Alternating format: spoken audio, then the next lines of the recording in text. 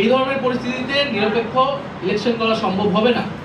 তারেক রহমানের ছবি পুরো ঢাকা শহরে পুরো বাংলাদেশে ব্যবহৃত হচ্ছে, অনেক প্রার্থীদের ছবি ব্যবহার হচ্ছে, তাহলে তাদের বিরুদ্ধে ব্যবস্থা নিতে হবে। আমাদের সেই বিলবোর্ডে আমরা গণভোটের প্রচারণা করতেছি, সেখানে কোনো মার্কার নাম নেই, কোনো দলের নাম নেই, শুধু একজনের ছবি। একজন দায়িত্বশীল নাগরিক হিসেবে, একজন জনপ্রতিনিধি হিসেবে বা রাজনৈতিক নেতা হিসেবে আমি গণভোটের পক্ষে বলতেছি যে হ্যাঁ, এর পক্ষে আপনারা ভোট দিন। এটা বলাটা আমার নৈতিক এবং রাজনৈতিক অধিকার, যেখানে সরকার নিজেই গণভোটের পক্ষে অবস্থান নিয়েছে এবং প্রচারণা করতেছে। ফলে ইলেকশন কমিশন কিন্তু এটা এক অর্থে সংস্কারের বিরুদ্ধে অবস্থান নিয়েছে, গণভোটের প্রচারণার বিরুদ্ধে অবস্থান নিয়েছে, এবং যারা গণভোটের প্রচারণা করতে চায় তাদেরকে অনুৎসাহিত করছে, এবং এটা করলে তারা আইনগত ব্যবস্থা নেবে, এই ধরনের একটা মেসেজিং কিন্তু ইলেকশন কমিশন আসলে দিচ্ছে।